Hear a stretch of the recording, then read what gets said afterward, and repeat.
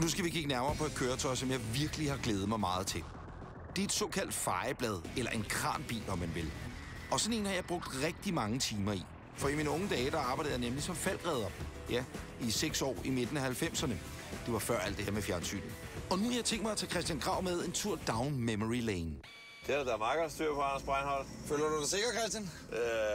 Ja, det gør jeg. Jeg plejer at være noget mere bitter, når jeg sidder i en Falck-bil.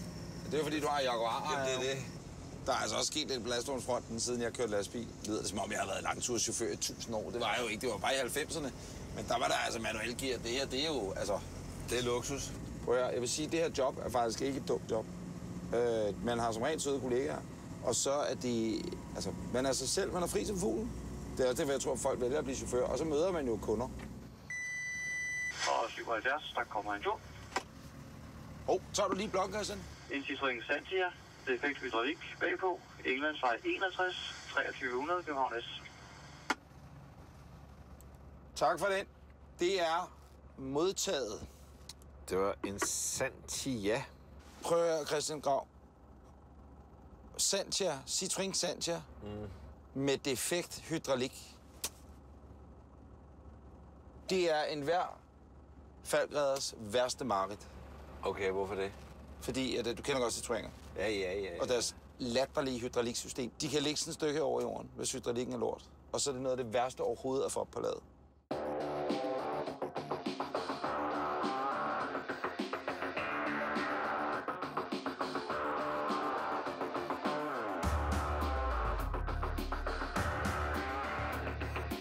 Hvorfor opfandt man det der hydrauliksystem? Altså, det skulle gøre rejsen mere smooth, eller hvad? Ja, men det er sådan noget mærkeligt fransk opfattelse af komfort, at man synes, man skulle kunne køre Paris-Roubaix cykelløbet, du ved, på brosten, uden at opleve, at der var brosten.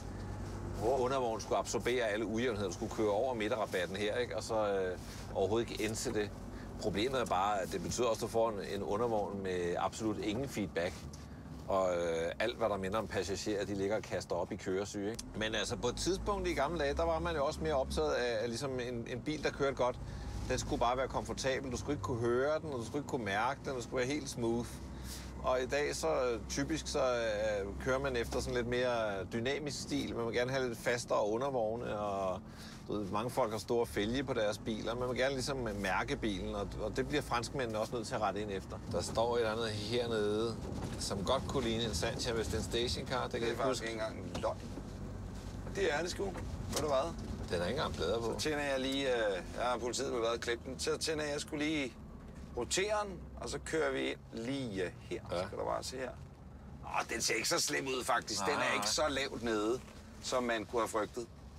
Skal du se her, mand. Så parkerer vi den her perle lige op til kantstenen. Bum. Ja, på kantstenen vil jeg også vurdere. Men det skal du bare. Det er dig, der mig, der står kørekort. Det er da dig. Ja, det er det faktisk. Du har ikke brugt det 10 år, jo. Så skal du se, sætter vi den lige i reverse, ikke? Gør vi sådan her. Kan du også se. Så er vi der. Det er smukt. Sætter vi neutral, trækker håndbremsen, kraftudtaget på. Så ved jeg, at klar til at buksere en Santia. Jeg har været i Silvan og købt helt nye handsker til os.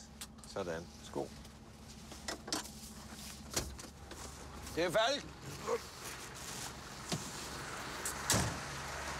Det vigtigste redskab for en redder, der kører kranbil, det er den her. Skal du bare se her. Du skal lige spillet på plads. Sådan der. Ja. Er du klar? Ja. Skal du lige træde 30 cm væk fra ladet? Ja, slap nu af, din falk-idiot. Kør ladet ned her. Skal jeg bede dig om at tage fast i vejeren? Ja, nej. Rolig. Er du klar? Ja. Ja. Lige præcis. Ja. Skal du være med at spille? Ja, det skal jeg nok. For fanden, mand. God røv, Jørgen. Tak. Så tager du lige rettet, og så styrer du. Har du slået på håndbremsen? Ja, nemt at sige diktator. Det er jo mig, der laver alt arbejdet. Ret op! Lige! Jo, helt sikkert. Hold kæft, jeg er træt af det her. Ja, og så ret op. Ja. Ret op. Ja, det kræver, du kører bilen, ikke, menneske? Skal over mod dig. Ja. Kæft, de må være glade for at være sluppet af med dig hos Falk. Så har du den perfekt der. Og så kører vi ladet op. Gør vi her. Må jeg prøve? Er det ikke fedt? Nej. Alt er blevet nymodens, jo. Alt er blevet nymodens. Det var meget, meget hårdere i gamle dage. Er det Det er jo ikke Bakken, det her. Det er en arbejdsplads. Er du klar?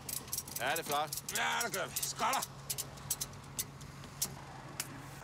Så er vi endelig færdige med den skide Citroën. Så kan det være, at Anders kommer ned fra sit elfenbenstårn.